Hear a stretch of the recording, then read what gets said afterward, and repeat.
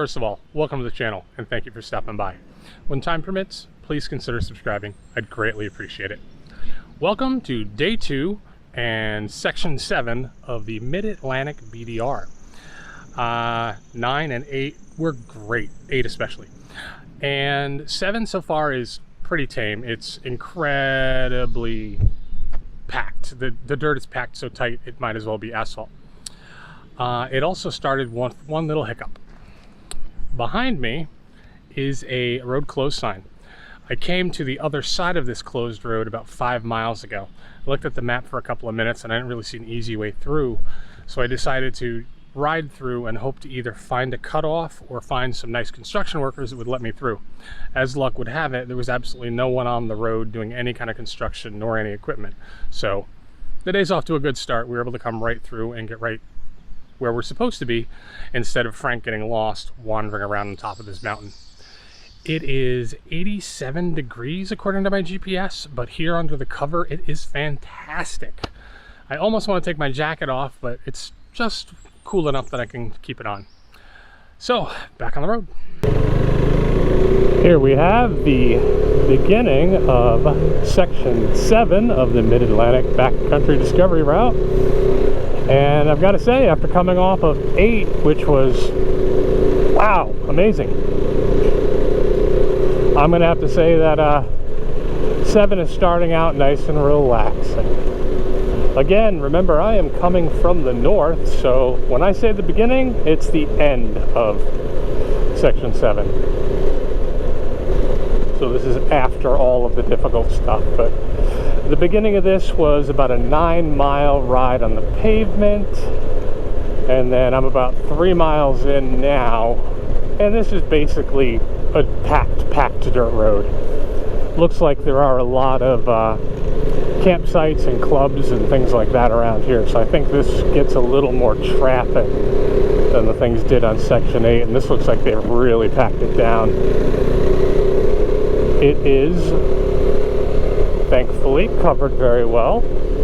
It is 11:12 in the morning. It is 87 degrees, and riding on pavement is quite toasty. It is so nice when you get back in the forest. If I had to say anything about what I've done so far is don't do it in the middle of summer. I imagine that even the shade gets to be not quite enough. I'm wearing a relatively heavy coat, but it's a 3-season. It's not meant to be worn in the winter. It doesn't have any real insulation. It's a Climb Carlsbad. And I would say, with it being close to 90 degrees yesterday and close to 90 degrees today, I do not want to ride this any warmer than it is. Like right now, you know, I'm doing 35, 40 miles an hour, and there's good ventilation. But when you're going someplace where you're down in the 20s, oof, it just gets so hot so fast. So these sections at least, ooh, do them in the shoulder season. I can't even imagine what this is going to be like in July and August. Well, here on section 7 we've hit some gravel. Ironically, we had to cross a highway to do so. We came out of the packed residential area, hopped on the highway for a quarter of a mile, went underneath a freeway, another quarter mile back, and then we came and hooked up with this gravel, which is pretty nice. You can now do a little steering with the rear wheel, quite nice. Downside is our forest cover has disappeared.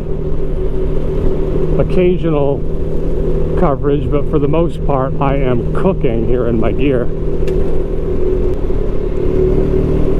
It is fun though. I'm not disappointed I'm doing 7, but I'm really concerned about 5 and 6 after I've heard that it's mostly road and the dirt's not that great, because the dirt here on 7 is certainly not as great as on 8, and probably not for me as great as it was on 9.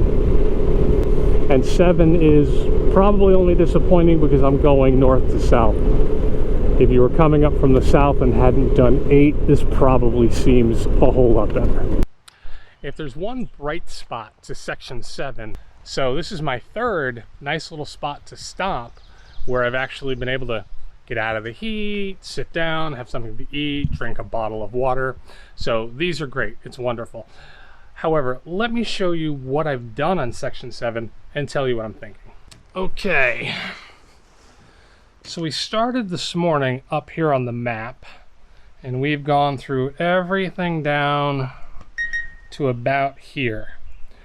According to the GPS, I'm a little over halfway. So in all of that, the best thing I can say about it is there are places to stop that have shade. I feel badly saying that, but it is packed tight dirt.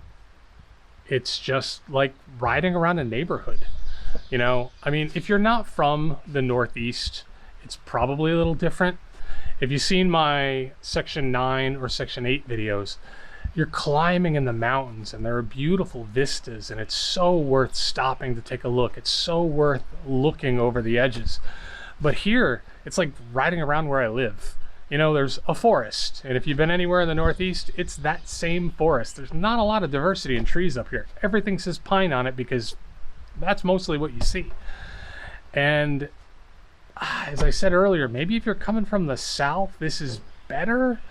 But man, if you're coming from anywhere you live in the Northeast, or if you've done Section 9 and Section 8 and then you're coming down here, I'm just feeling disappointed. I feel badly about that. I'm sure a lot of people come here and really enjoy the ride, but I'm just feeling like I should have run 8 the other way and gone home.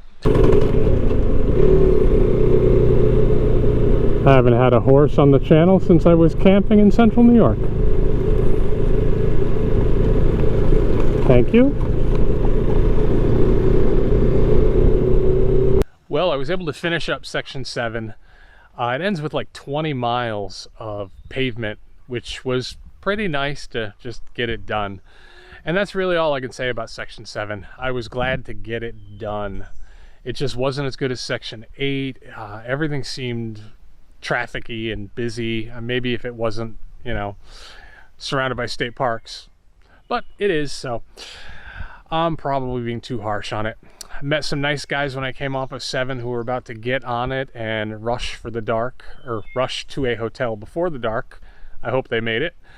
And now I am going to go up this road and start Section 6. I had intended not to do it. I was going to just call it off.